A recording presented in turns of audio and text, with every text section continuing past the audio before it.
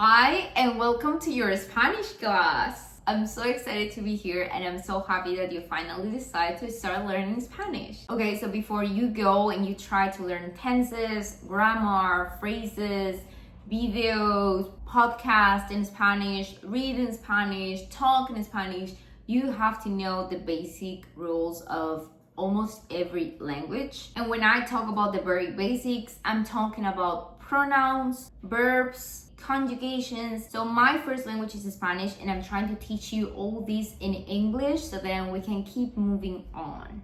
Let's just start with personal pronouns. In English, we have I, you, he, she, we, they, you all.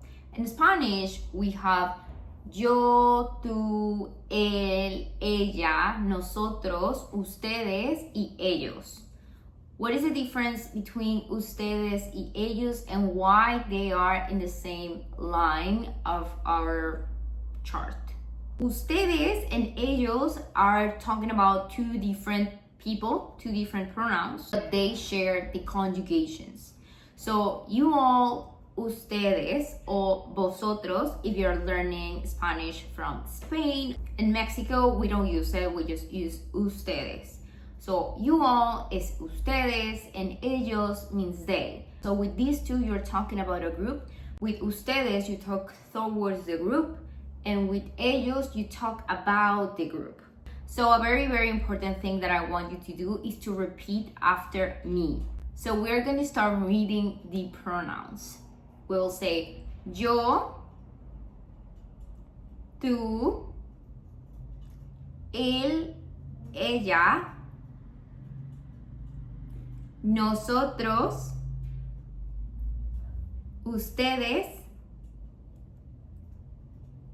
y ellos. Nice. Muy bien. Yeah, that was perfect. Muy bien. Very good. Muy bien. Very good.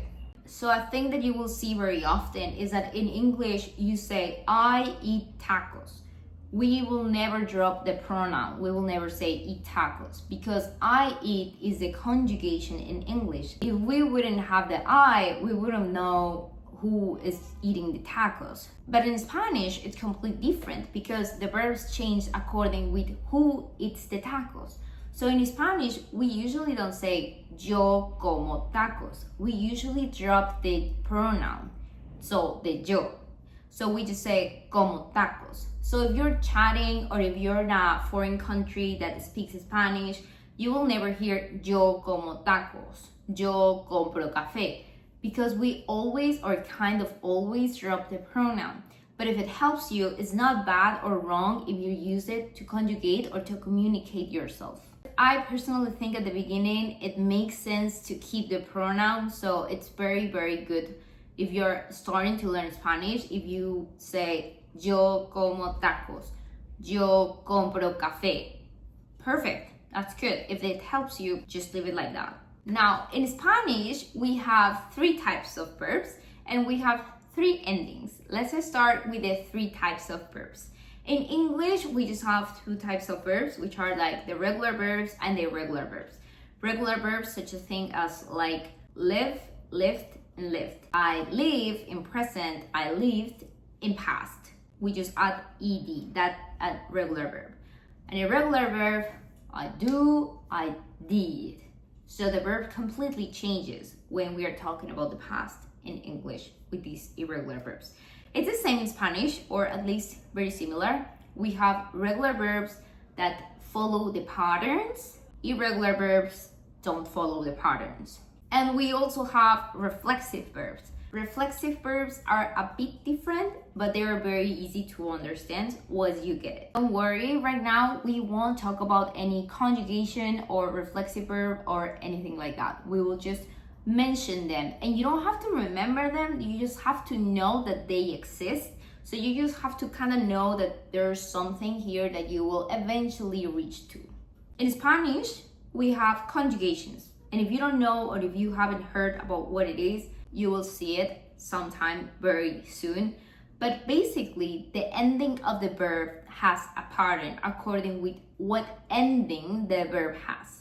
So we mentioned we have regular verbs, irregular verbs, and reflexive verbs. We'll just keep them and know about their existence. In Spanish, we have 3 endings for our verbs, no matter if they are reflexive, irregular, or regular. We have AR, ER, and IR.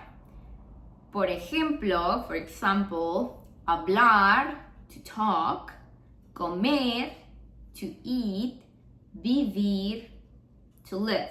So we have 3 types of endings. We have AR, ER, and IR. Each ending has its own conjugation. Again, we will go there very soon, but for now, you just have to know that this exists. And you will have to keep in mind that eventually there's a difference between these 3 types of verbs. Now, when I talk about conjugations, I don't want anybody to feel frustrated or confused about it. It's basically what we have to do in order to match the verb with the subject. Remember that the pronouns we talked about at the beginning of the video, which is like yo, tú, él, ella, nosotros, ustedes, and ellos, replace the subject. So we just have to match the verb and the subject. So either yo, tú, él, ella, nosotros, ustedes, y ellos. For example, we mentioned these 3 verbs, hablar, comer, and vivir. Let's do hablar first. The majority of our verbs in Spanish end up with AR, so we will start with hablar this time. In Spanish, in present simple, we say yo hablo, so I talk. Tú hablas, you talk. Él habla, he talks.